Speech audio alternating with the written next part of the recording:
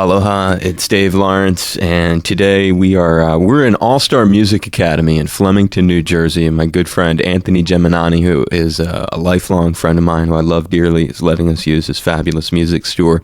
And with me is a legendary keyboardist. He has been instrumental in the evolution of funk. He is a musical pioneer. He was a member of Parliament-Funkadelic, George Clinton, the P-Funk All-Stars, his own solo efforts, as well as collaborations with other funketeers like Bootsy Collins. He stepped out of funk with the Talking Heads, Les Claypool, Jack Bruce, Warren Haynes' Government Mule, and countless others. He's wooed the world with his Woo Warriors and is now working an inventive project, Socialibrium, which I'll be pleased to hear about. Plus the new duo, Wes and Worrell. The guy is very busy. It's a pleasure that he took a few minutes for us. I'm honored that he will, amidst the schedule you've just been hearing about there. One of the great names of funk and music, a Rock and Roll Hall of Fame member, Bernie Worrell. Aloha and mahalo. Aloha, and thank you very much. I'm blessed to be here. The feeling is mutual. Okay, thank you. It's a real treat. And I know that it's just been a few days, maybe a week or so, since a gig that you did in New York City with Socialibrium. How did that go? With Socialibrium and with the nor'easter. Double. It was a whammy with some snow. I was very grateful and thankful for the people that came out. I wasn't expecting anybody because it was one hell of a storm. And there must have been about 35 to 40 people that showed up, and all during the show I kept thanking them for thanks for coming and get home safe. But it turned out well, in spite of the weather and circumstances. And I spoke to the manager of the club and like to have us. He thanked us for coming out, because all the clubs around us had canceled. Sure. But Joe's Pub stayed open, and we did it, and they want us back. So that's a plus. That's a wonderful sign. Yes. I'm very happy about that, and we'll talk a little bit more about that band and also my desire to see Bernie and one of his projects come to Hawaii and perform in the islands. I wanted to sort of, one of the things about you, Bernie, that's unusual and hard to get a grip on is how does a guy start playing the piano at 3? Take me to, I know you can't take us back to that, but what can you describe about your childhood that would influence that? All I know is my mother, she could play enough to accompany herself. She was a vocalist. She sang in church, she was Baptist, sang in the choir, and she would do local functions like teas and fashion shows. But the story is she taught me a scale, and I used to go to the piano every day and play the scale perfectly. So from that, she gathered that there was something there. She didn't know what, but I guess she kind of knew. Well, we all know now it's a gift from my higher power, which is God. And so she tried to find someone to teach me. But back in those days, no one had ever taught anybody that young. And you were 3 really at this time. You were 3 when she decided to start. 3.5. Yes. I don't remember it. It's hard to fathom, and what an instrumental thing. So your mom's like, all right, he's got this gift. I want to get him lessons. He's 3.5. Yes. So she finally found someone. The lady became my godparent also.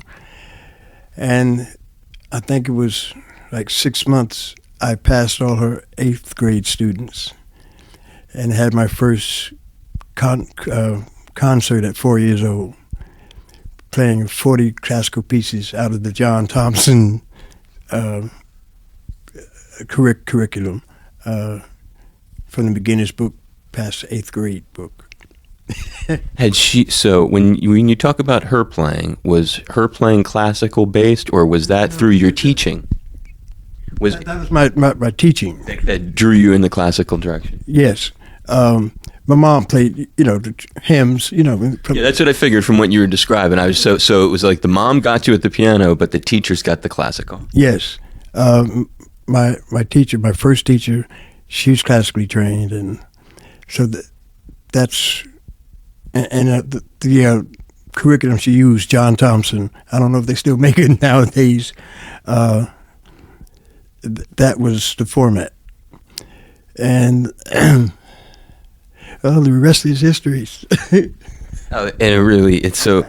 No, and it's good to be bashful. I'll get plenty out of you with the questions. So when I think about that, you're 4. Through the years, you start taking more lessons. You keep studying. Eventually, my parents moved to Plainfield. That was in Long Branch, New Jersey. That's where I was born. They call it Springsteen, Bon Jovi territory. But I always have to interject. It's also Count Basie. Count Basie's in Red Bank, New Jersey. And now it's Worrell territory. Okay. Always was. No, I just don't talk about it. So my parents moved to Plainfield, New Jersey when I was 8 years old. And my mom found another teacher, Miss Faye Barnaby Kent, who had lessons from Edward MacDowell, who was one of the first American composers. And she recognized right away I became her favorite. And I had harmony and theory lessons from a friend of hers, Professor John Nogi, who taught at New York College of Music. So by the age of 8, I wrote my first piano concerto. And then at age 10, I played 3 piano concertos with part of the Washington Symphony Orchestra and Plainfield Symphony. And then private lessons at Juilliard, and then on to college, New England Conservatory in Boston. I went to Emerson. Oh, well. Wow. And Anthony, whose store we're in, he went to Berkeley. Get out of here. All right, small world. Got a little reunion going on here in Flemington today. Man, Emerson. Yep. I remember we used to talk about Emerson in Boston, BU. And how funny, the 3 of us went to school within like blocks of each other. Yeah. I mean, Berkeley and New England Conservatory, a block. Yes, Symphony Road. Yeah, right. Yeah, right up the road from Symphony Hall. Right. One of the. Did you ever perform in Symphony Hall? Yes, with the New England Conservatory chorus under Lorna Cook DeVaron. She was the choral director at the conservatory back in those days, and I took lessons from Vic Firth. Wow. Vic Firth was, yes, he was a sweetheart. It's a little funny story. My cousin came to stay with me. I think it was probably my sophomore year in Boston, and she used to come to some of my lessons with Vic. Vic took to my cousin. He's in love with my cousin. That's another story. Yeah. And while there, I ventured out into the nightclub world, playing in organ trios. That's where I started a lot of my Hammond playing, because I met these people, and with the Hammond, that's like a full orchestra. Big sound with just 3 people. Drums, all you need is drums, guitars, or saxophone during the lead. So we used to play at Basin Street South, and that's where I got, in Roxbury. Right. Yep. I got the honor of playing behind Pigmeat Markham, Moms Mabley, Tammy Terrell, Dionne Warwick. I played behind all these stars that would come into the club on weekends. It would be a review. You had your dance section, then the band, then the dance section, then the artist that was there for the weekend, and all that experience, in playing these different genres of music. What a foundation is what you're saying, because so many kinds of folks, it's like it really puts you on the spot, and it helps your talents evolve. Right. Helps your hearing. You learn, especially dealing with, they did a lot of just jazz dancing and impromptu interpretive dancing. And you'd provide the soundtrack. Stuff, and we were playing live, accompanying the dancers. Then this little break, then the band would play a set, maybe 3 songs. Then we bring on the artist, the vocalist of that particular, whoever was on the calendar. Right, whoever was featured that night. Yeah. It was a format that stayed the same, and then the artist would just be inserted into into the routine. What are some, when you look back, because I know you've done from the Sugar Shack to, I mean, there's so many different venues. you know about that was home base for P-Funk. Yeah. Yeah, I have to know about the Sugar Shack. Yeah, man. Wow. You just brought back many a memory. And at the time, oh man, slipping. P-Funk's manager, or George's manager at the time, was the same manager as it's the group from Boston. Aerosmith? Yes. We had the same manager. And so their crowd would come to see P-Funk and mingle all the parties and whatnot. So this was before they were, struck it rich or got the notoriety. So that was just funny. We became friends with Aerosmith also. Right. And those were the days, my friend. Oh, that's epic. So you went from the conservatory. Did you hook up with George in Boston? No. It was back here? It was in Plainfield. I was brought up kind of strict. I couldn't mingle or hang out with those hoodlums, as my mother would say. And I had to do my lessons and practice, and she eased up a little bit, but I used to sneak out of my bedroom window and go down to the barbershop because George was processed hair. And I'd sneak out and to go get my hair processed. My mother got wind of it. She'd come down to the barbershop, and there's switches, the hedges. She'd take the switches, twine them, and switch me out of the barber chair and switch George. So that's how I met George Clinton. And the story is Parliament, they heard that some, I'm like the humble type, but some kid, some genius had moved to town. That was me. And they got wind of it through the grapevine. And I always wanted to get out and, be with, not the hoodlums, just. You were just curious about what it would be like to run with some colorful cats. Yeah, and to get out and have some friends, So anyway, we struck up a friendship, and George said one day when he could afford me. It's a classic George line. You know what I mean. And so anyway, I went away to college. George had moved everybody to Detroit. So everybody thinks P-Funk is from Detroit, but from Jersey. And I was on the road with Maxine Brown, classic R&B, famous vocalist, in Bermuda. Judy got a call from George.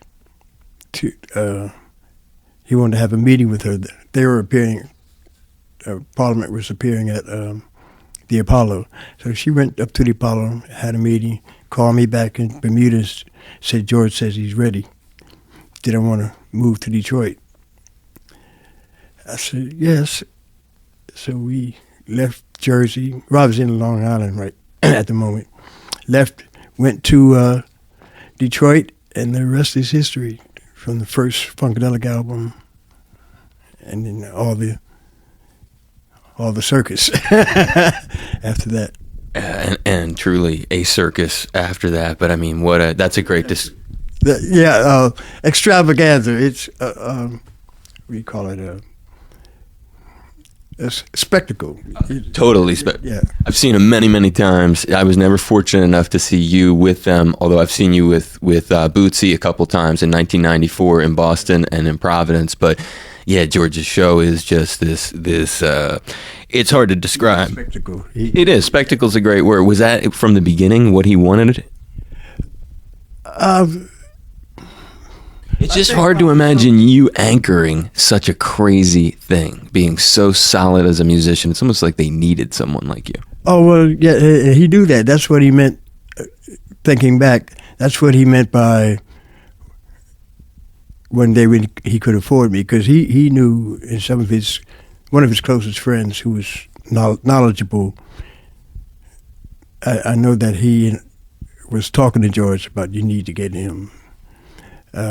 This was back in Plainfield. So he knew I could bring some sort of order to the chaos.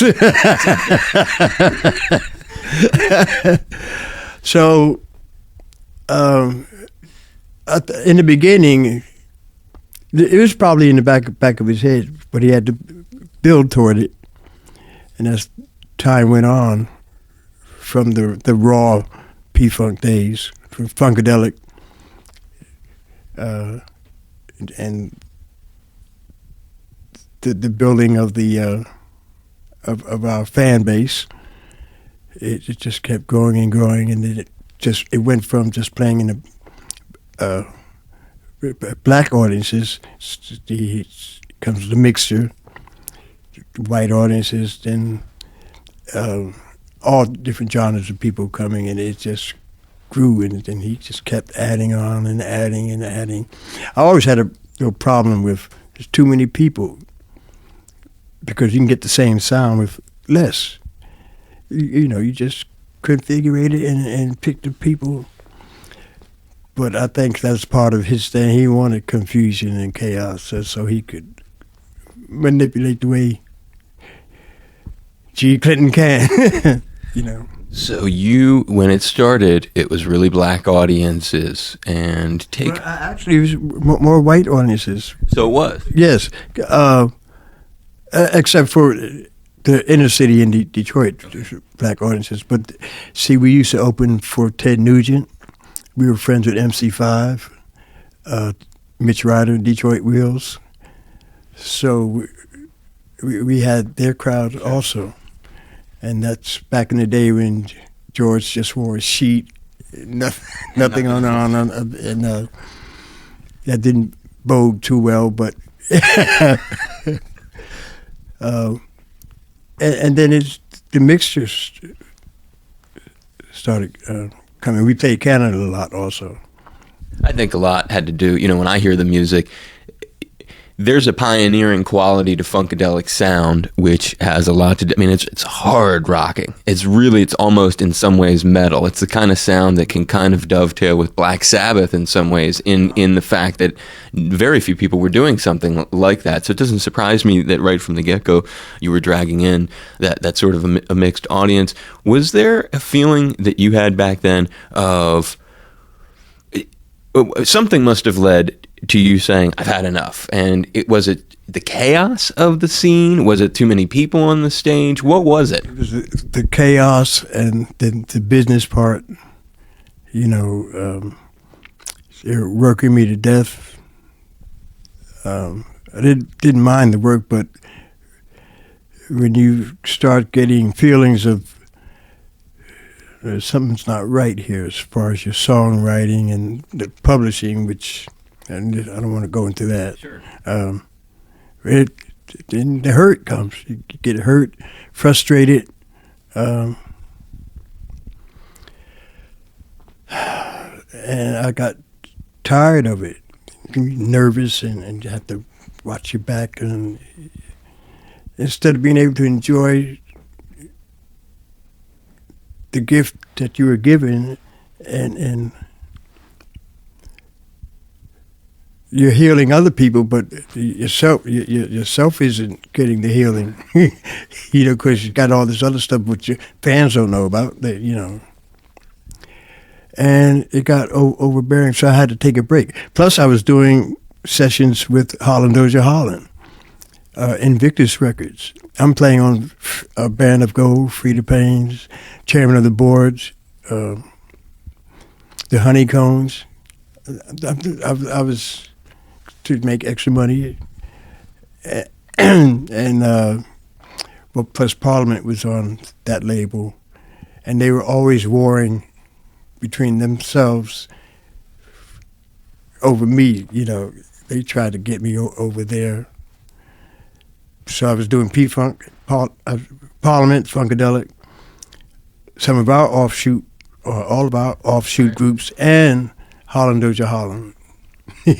What a crazy schedule. And that's back in the day when I would write the string arrangements, real strings, real horns. And that's when I started arranging and stuff like that. So you were doing... Johnny Taylor, that's me, Bootsy, Harold Bean on guitar, who used to be with Isaac Hayes.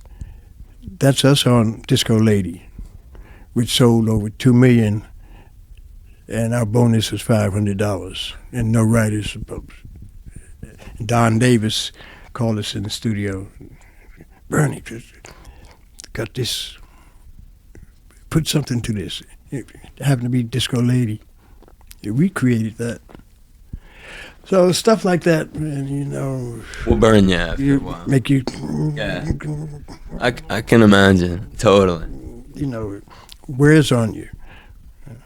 Anyway. No, so you were doing like Brides of Funkenstein and the Bootsy projects. Bootsy, Horny Horns. I Want to Be With You. Yes. That's you on all that. Yes. And it's just like some epic keyboard lines that gives me chills to think, you know, when I think of those tunes, or, you know, or how about in One Nation Under a Groove, that's the mini move bass line. Yeah, with the feet don't fail me now. Dun, dun, dun, dun, dun, dun, dun, dun, dun, dun. Yeah. That's you.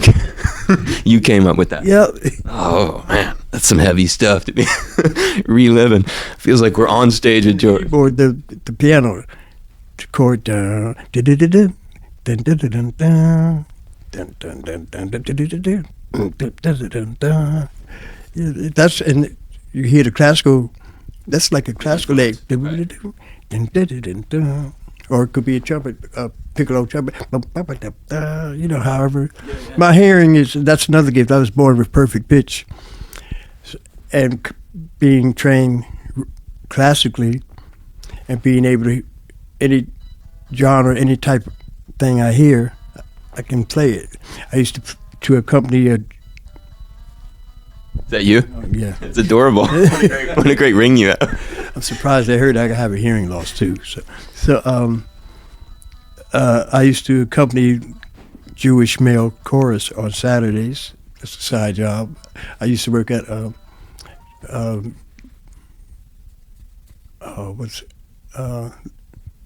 is it Leahy Clinic? Yeah, it sounds like Leahy Clinic. Yeah, in Boston, in the filing department. I used to accompany ballet and Spanish dance students at on Beacon Hill at a dance studio there. His name was Robichaud. He gave French professor, taught Spanish dance and ballet. In Beacon Hill? Also was band leader for, as Tavares. Right. Back then they were chubbing and turnpikes. And our home base was Jim Nance, who was a fullback for the Boston Patriots back in the day at his club. So, yeah. You were working so many different gigs. My good friend Steve Ferroni. Yeah, right on the wall behind. Playing with, what you call it now? Blonde hair guitarist. He's drummer. Oh, I can't think of it. Just saw him on TV. A guitarist that he's playing with now? Yes. I'm on my brain. Of it too, actually, because not Tom Petty. Yes, Tom Petty. That's what I thought you were. Yeah. I was like struggling. I was like, I know it's a classic rock guy that Steve's playing with. Yep. That's cool. So all these different things, you emerge from the Funkadelic period, and I can't think of a more, at the time, hip and with the contemporary movement of music thing to do than arriving the Talking Heads, which at that time were burning. You know, they were on fire. And describe how you got to know them. I didn't even know who Talking Heads was. I got a call from Jerry Harrison because they got wind of my leaving P-Funk. So I'm home and I get a call from Jerry Harrison asking me would I be interested. I said, well, who are you? I didn't know who Talking Heads were. You know, I hadn't, this was in their pre-big band thing. So he gave me a little history and asked me if I wanted to come and listen to some of their stuff. He invited me to Sigma Sound Studios in New York. So I went over and hung out and listened to some of their stuff, and I liked it. And come to find out later, they were obviously fans of, I didn't know, they were fans of P-Funk. They used to sneak into P-Funk shows, they told me, when Chris and Tina and David were students at RISD. Yeah, Rhode Island School of Design. Right, yes. And they worked similar in the studio like P-Funk, you know, just jamming. And so that was good. The format that they followed. So some things were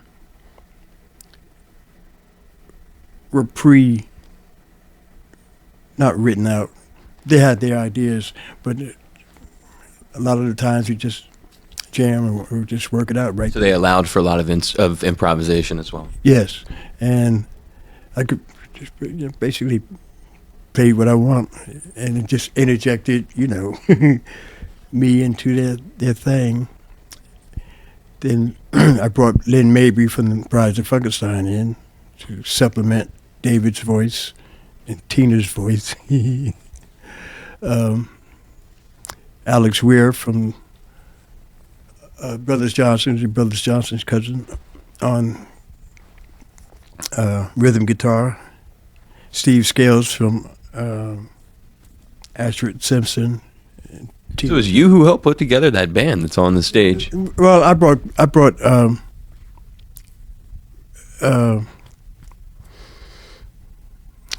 Lynn Mabry in. They already, David, they knew what they wanted. They had to interject the black blood into it, you know.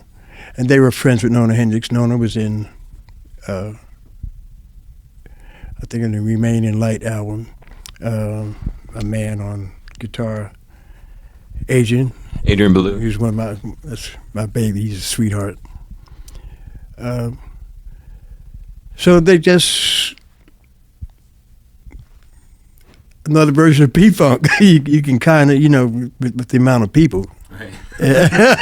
You know, you're starting to think, wait a minute, the stage is getting crowded. Hold on now. But it was great because it was innovative. Oh, it was totally innovative. You know, and David's a genius. I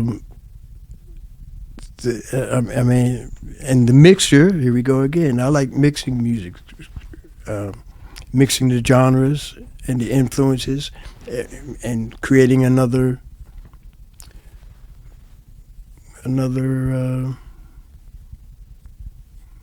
how can I say? Creating something new, along with the spectacle. Spectacle.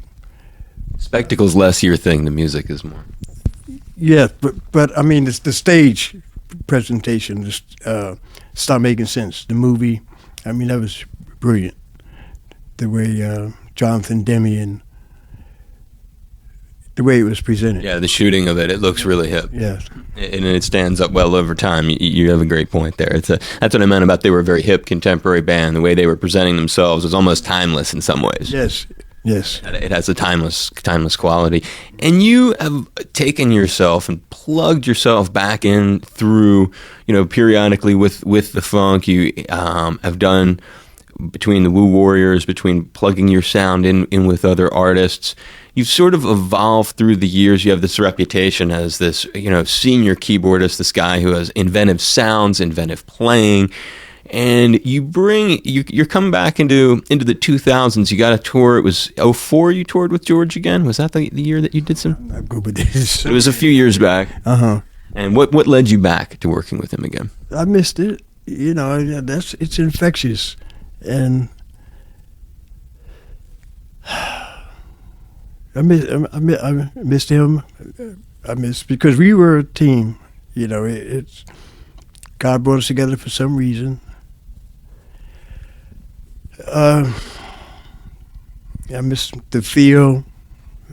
I miss the funk. You miss the chaos sometimes? Yeah, because you're a part of it. You don't have to. Yeah, you don't have to. If you overdo anything, if you overdo caffeine or fast food, it can.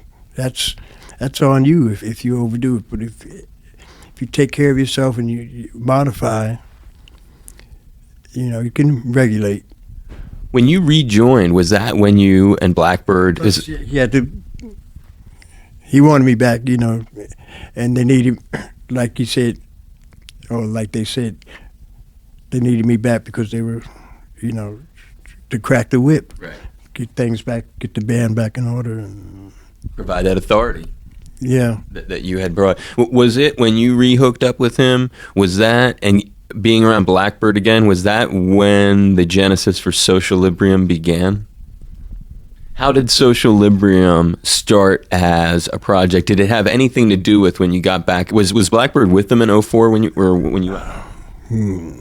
It just seems odd that you've got one of the P-Funk cats, and now you have this project. I just wondered if it wasn't when you rejoined them. That's not no. Socialibrium didn't. Came years later. Actually, Judy's doing trying to keep me busy and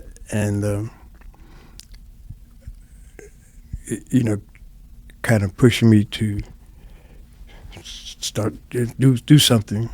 How did Blackbird become part of it? Blackbird and I were always close, and we always wanted to play together in another setting. Right. And it's rough from him having to come from the West Coast back east, because the rest of us are East Coast.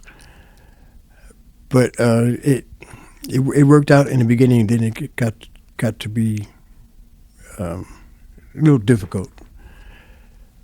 But it was Brain from Guns N' Roses and Claypool, Blackbird, T.M. Stevens on bass. A lot of people don't. T.M. is more known in Europe and Japan, but great bass player and showman. And Blackbird and myself. And then it formed. Then it changed to Cindy Blackman on drums. It changed again to Melvin Gibbs on bass and J.T. Lewis on drums. And now we have Ronnie Drayton, who's played with Nona Hendrix. And I forget the other people. He's played with a lot of people. He's been with her for years, her musical director. And all these people also play different genres of music. And they were brought up on, they know P-Funk stuff, but they can also play rock, jazz. So I like to play more than one thing. Yeah. So it all fit. And it's perfect. Can play anything. It was like the perfect crew for you. Yes, and we had freedom to go from one genre into the other and do something new, different personnel. It sparked the creative juices. Yeah, again, because I was getting bogged down again after going back to Georgia. Yeah, I can see the cycle of great, I can imagine. Nice for a minute. Nice for a minute. Then here we go again. And then Blackbird finally got tired of it. I mean, he got sick of it, man. I mean, then he had all he could take. He had left, gone back a few times also, like me, and Like a lot of the cats. yeah. Like a lot of the cats. You see what happens to your psyche and to the person. Oh, it's a heavy trip, man, the thing he's doing. It's not I mean, I can imagine what being on the stage, it's got to be even crazier. Off the stage. Right. On the bus. Yeah. Oh. I've been on that bus a few times. It's a pretty crazy bus after the show. You gotta isolate, try to find your little nook or go to your bunk. Right. Yeah, it's chaos. Yeah. I know, and we will keep some of those details out of the interview, but I completely understand what you mean. You have this Bernie Worrell, so it's not you. That's the thing, when you say you were busy back then, you sound just as busy today because you have Socialibrium, but you also have this other project I haven't heard as many details about. It's the two of you. You say you also have a drummer. Fill us in a little bit more about it. Right. I met Wes.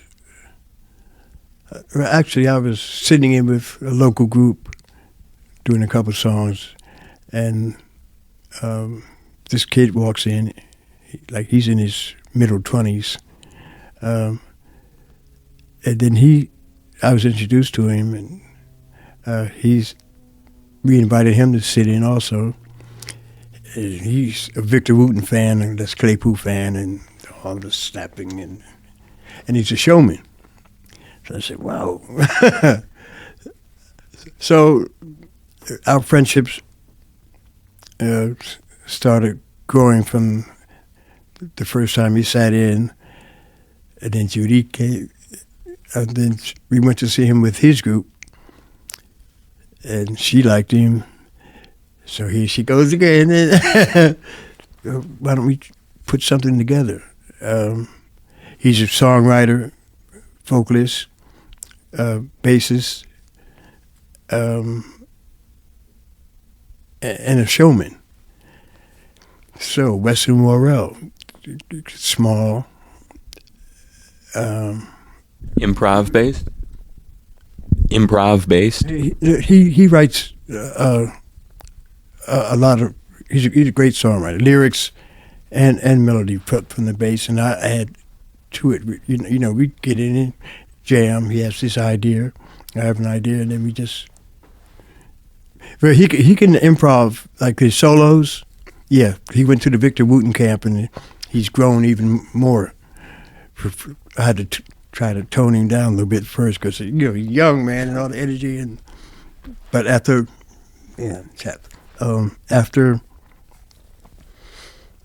the Victor Wooten camp, it changed his life, and he came back a totally different person. He disbanded his group. No one heard from him. He finally called me. No one heard from him for a while. And Judy put the idea to him, and he was ready. So he's grown. And we play. He's funk oriented, and rock. So, and that's different. That kind of reminded me of back in the day. That feel. And it's simpler. Only problem is when I'm layering keyboards, how you reproduce that live. Right. But because I try to think of that when I'm writing and recording. How will I do this live? Yeah, because I can't. My movement's not there like no more. Like everyone's saying, don't worry about it. What they hear on the CD, people want to hear it different. Yeah, so I'm working on that, getting that out of my head. Just play. Right. And, another version. Yeah, and that's a great way to look at it. I think fans, I subscribe to that myself. Yeah, okay, but that helps because I'm go with it. Almost over it, but I'm just worried. Well, it's sure. not going to sound, but The perfectionist in you. Yeah, I gotta, because I start nitpicking, and that's bad for my nerves too. So I just gotta let it go.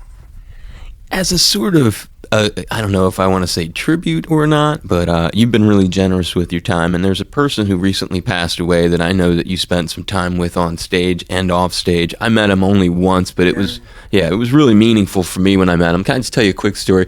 I met him backstage. It was 1999. I had this Kiss Dodgers shirt on. It was the band Kiss dressed as the Dodgers. And Gary saw it and he said, I got to have that shirt. And he gave me a P-Funk shirt. He took his P-Funk dog tags off his neck, and I gave him my Dodgers Kiss shirt right off my back. And I've always felt, as you can imagine, because of that, I felt kind of like close to the dude. And I know you're infinitely closer. I was just hoping you could just take us all close to Gary. What was he like? Any thoughts you have about him as a person or musician? Helped train Gary. I was his uncle. And him and Cordell Monson, the bass player, Boogie, we brought them to Canada when they were with a group called U.S. And then that broke up, and they became Funkadelic.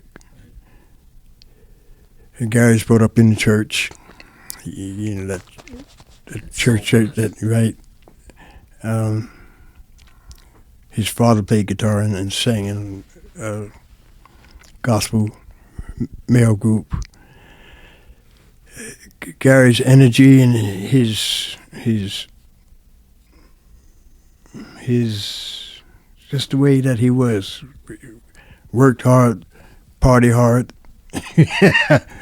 A good guy. Yeah, sweetheart.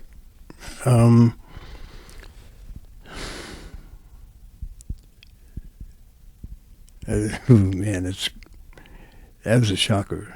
I heard some things were going on, which I think he got hurt, kind of. Something went on. I still get people calling me, "Man, you hear what happened?" No, I don't want to know. But you get news. Yeah. But back in the day, he was in training. I taught him like different chords and just the basics. How to lead, be band leader and whatnot, and stuff like that. Then he would overkill with his vocal arrangements sometimes. You know, there were other elements there that you had to pull him back. Yeah. Okay, that's enough. You know, don't overkill. Well, I guess that came from stress and whatnot, and wanting to prove himself. Maybe being in the shadow of George as lead man up front. Very good way of looking at it. Yeah. Because he was. I mean, to the fans in the crowd, he was. You know, I mean, George was the leader, but Gary was like the ringleader, like working it. Yeah, yeah. Doing the work. And he especially in the later years, because George wouldn't come out and stay the whole show like he used to. And Gary took over the diaper, which George used to wear, to wear, and became, but still, in the shadow of, so to speak. So I guess all that took a toll, and it's a shame, but it's the way it's supposed to be, I guess. Haunting words the man provided us. I hear my mother call, I can hear my man, stuff like that. Yeah. It'll hit you forever. Late at night, I hear her call. Yeah. All alone, I hear her call. Oh, yeah.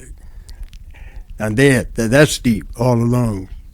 I guess it's like same as being in the shadow. Oh, it's heavy. It's like it's lessons of life in the man's songs. As a final note, sort of, because you've given me so much time, I really hope you this has not been a hassle for you at all. Oh no, you've enjoyed this somewhat. Just pray for my oil light came on the way here, and just had it fixed. So hopefully it just needs oil. I'm going to do that when I leave here because I got to go get snow tires. So just pray that. I am. I want you to get back safe. I'll give you my cell in case you run into any trouble. Just one final note. There's one of my very, very favorite songs in the world. I'm just curious which part of it or whatever you may have had a role in creating, and that is Red Hot Mama from Louisiana working her way to Savannah. She been cooped up too long. I love those words. Thank it. Well, I'm not I don't do lyrics. I can do punchlines or maybe the I'm a one-liner, but I didn't do the lyrics. But the music, the groove. I think that was Eddie and all of us, or Eddie, because I can hear it trying to. And we were always in the Led Zeppelin. Right. It's a heavy riff. Yeah, that was Led Zeppelin, Pink Floyd. I was in Emerson, Lake and Palmer back in the day, conservatory days. I used to listen to Tarkus every day. You remember Tarkus? Oh yeah, dude, those guys were on fire back then. Yeah, man. Yep. Brain salad surgery, all that stuff. Right, I forgot about that. I mean, yeah. But I guess for me, I'm trying to think back. I like the groove, like you do, and of course Eddie Hazel, man. I mean, he's laying it down on that.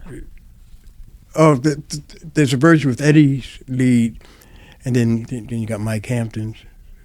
So the original one that's on music for is Eddie. Yeah, and that's on Music for My Mother. They have that instrumental version of it too. And I keep forgetting about that. And I can't remember all these.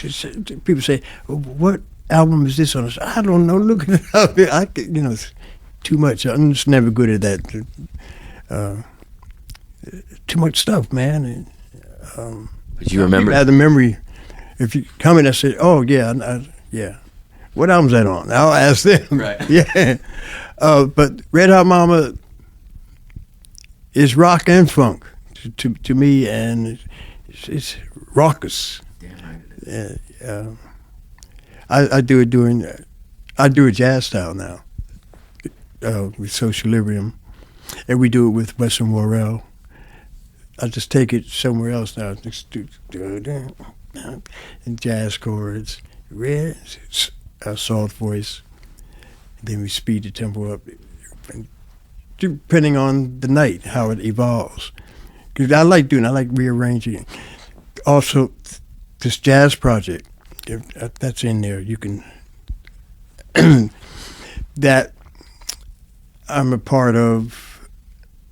Come to find out, it was all focused around me, but I didn't even realize that at the time. We take jazz standards and rework them, and that'll be coming out it's in here.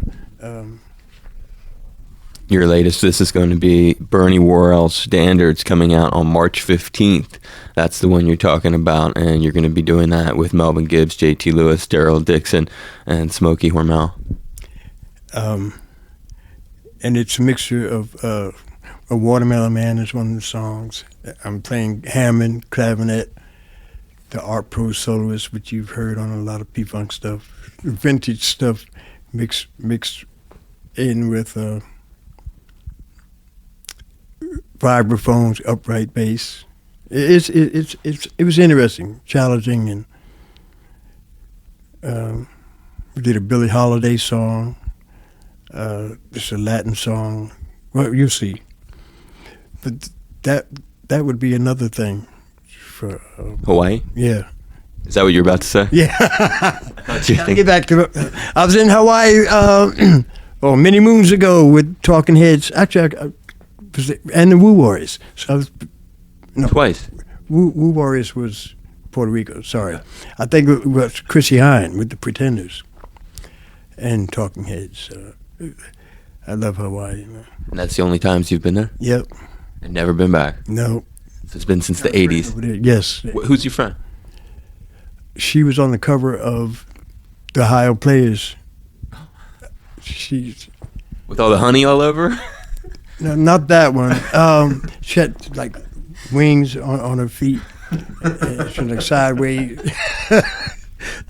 I love that. They had the best record covers. And she was a friend of Ray Davis, who we lost too, bass vocalist. Who also was in the Temps for a little while. Yeah, yep. I just interviewed Otis Williams recently. We were giving Ray some love. Oh man, how's Otis? Otis is good. He played Honolulu. Okay. With the Four Tops, Duke Fakir and the boys out there. Oh, shoot. All these old names. I know, it's crazy. We just got to get Bernie Worrell out there. Oh, please. We're working on it. Okay. That's part of the gist of it. And maybe we can do, as we get close to March, do you think it'd be all right we do like a phone interview to help promote this record right when it comes out? Yes. Of course. Would that be okay? Yes, sir. Okay. Yeah. Yes. I got to do my part. Everybody, anything. Well, you know who the boss is. So yeah, I do. And the same boss who hooked you with George. Yes. Yeah, it's amazing. That's quite a ride. Bernie Worrell, I'm honored. I'm privileged. It's been one of the great days of my life. I'm not even kidding. Just another person. That's all. Give him the gift. I appreciate your gift and your time today. I'm honored. I'm blessed to still be here and still to help people, and that's what I was sent to do. That's why I gave me the gift to give to the people. It's a great way to look at it, dude, and it's inspiring that you do. Thank you. Thank you. Big aloha to you, brother Bernie Worrell.